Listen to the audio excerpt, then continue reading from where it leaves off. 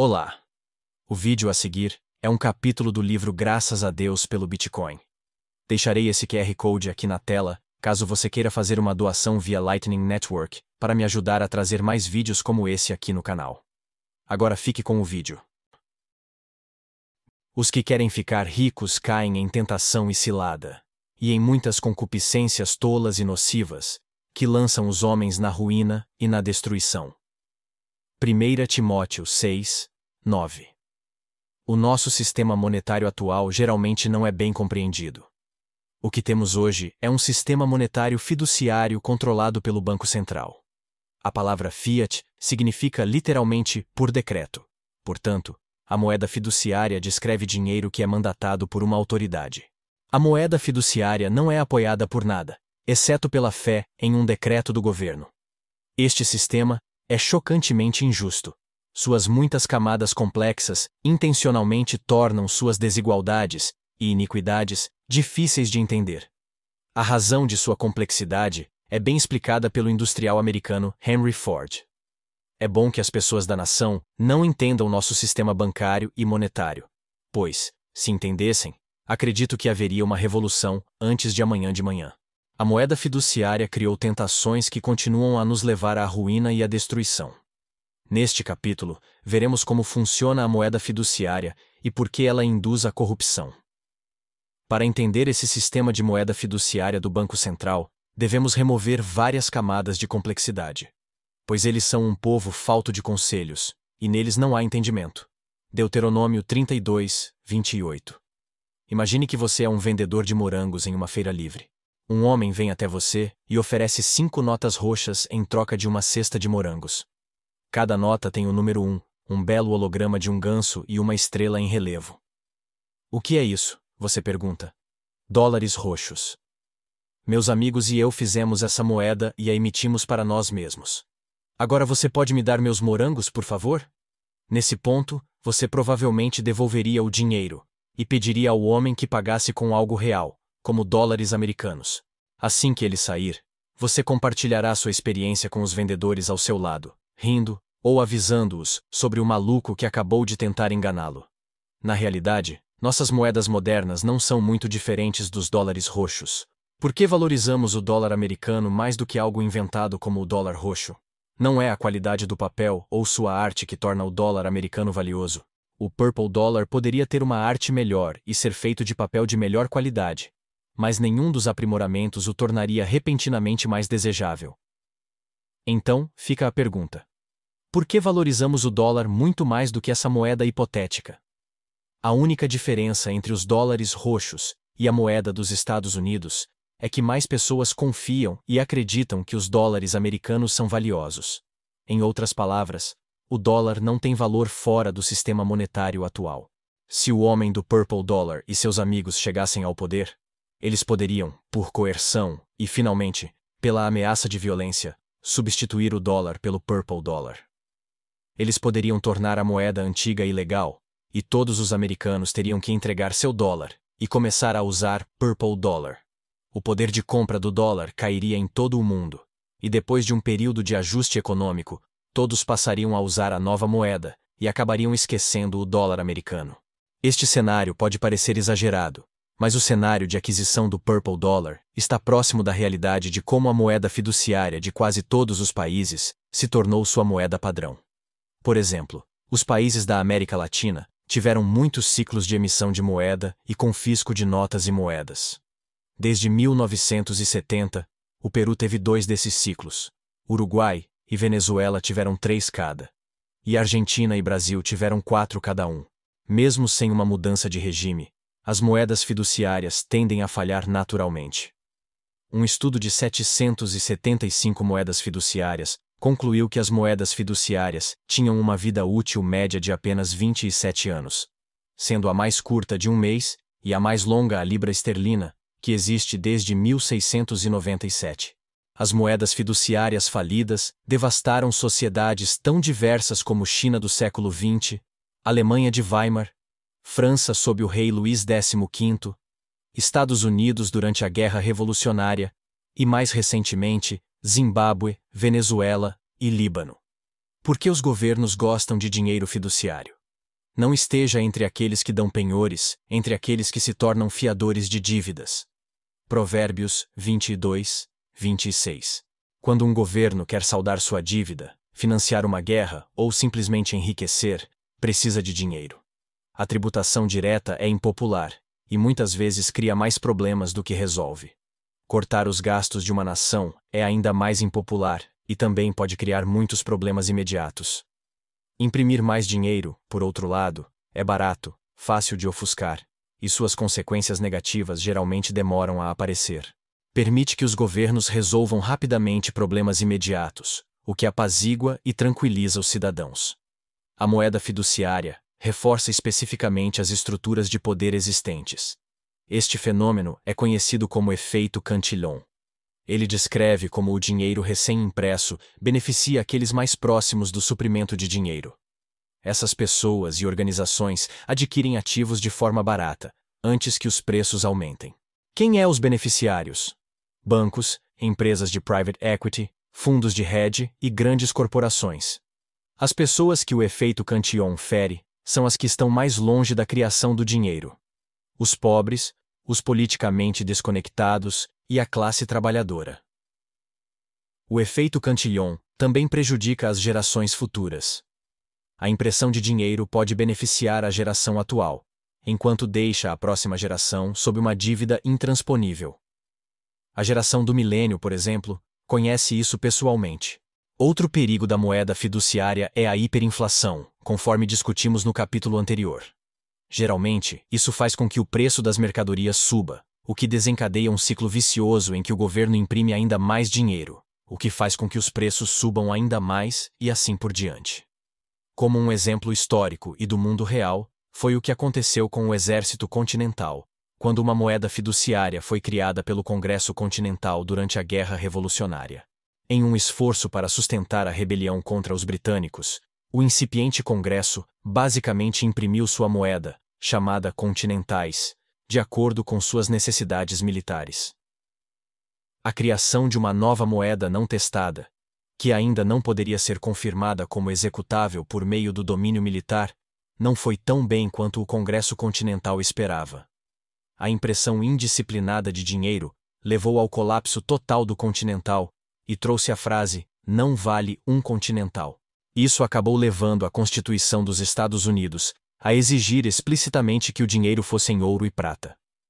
Quando todo o dinheiro foi gasto na terra do Egito e na terra de Canaã, todos os egípcios vieram a José e disseram: dá-nos comida, pois por que morreremos na tua presença? Pois nosso dinheiro acabou. Gênesis 47:15.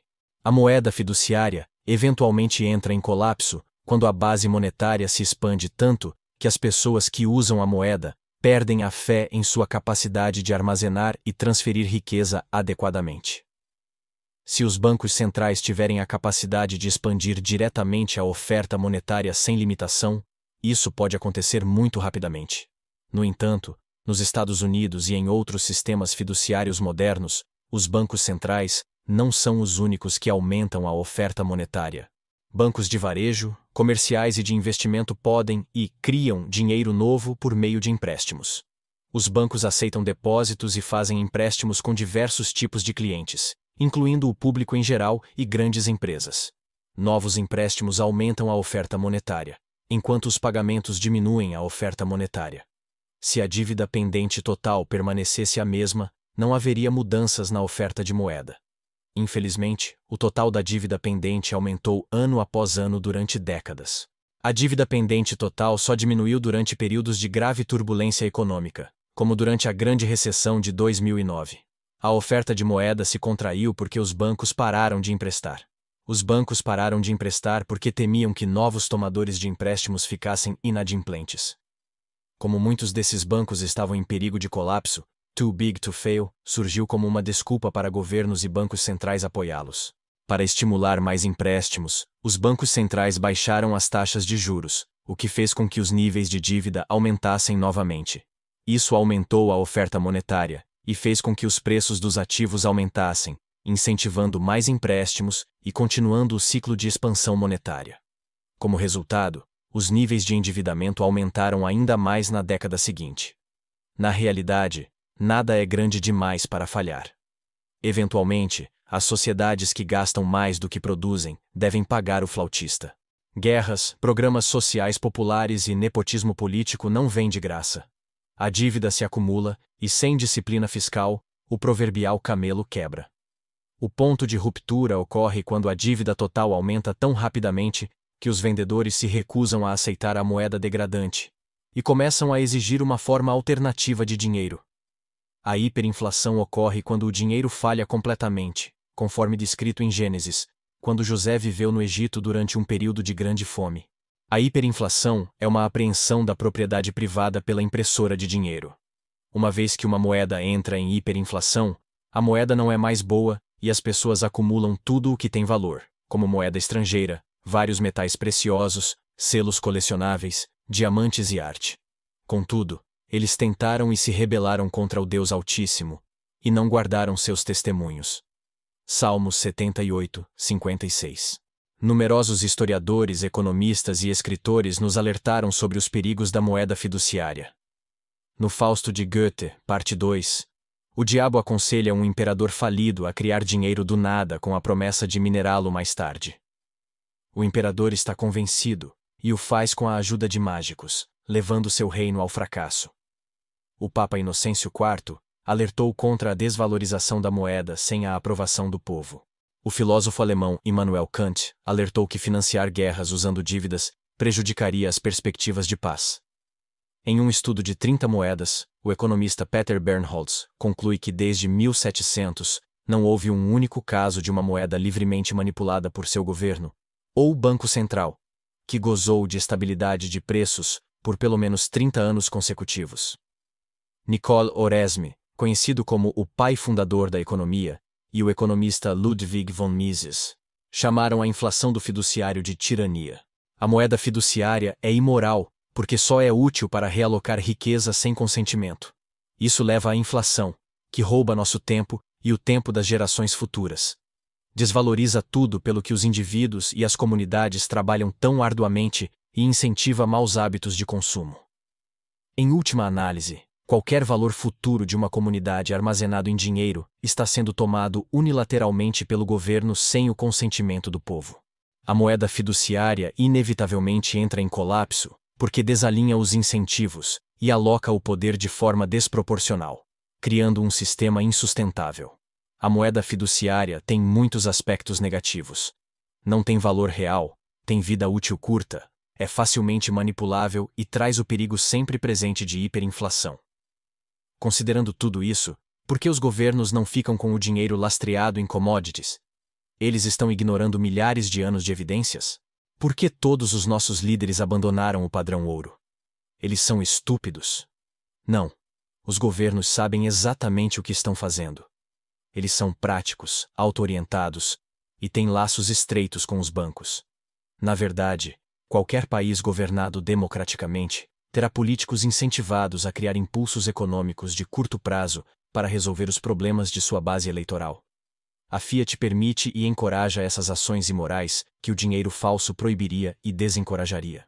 Se uma nação está em conflito e precisa financiar uma guerra, pode imprimir dinheiro em vez de impor impostos diretos, o que correria o risco de fazer com que as pessoas questionassem a tomada de decisão do político.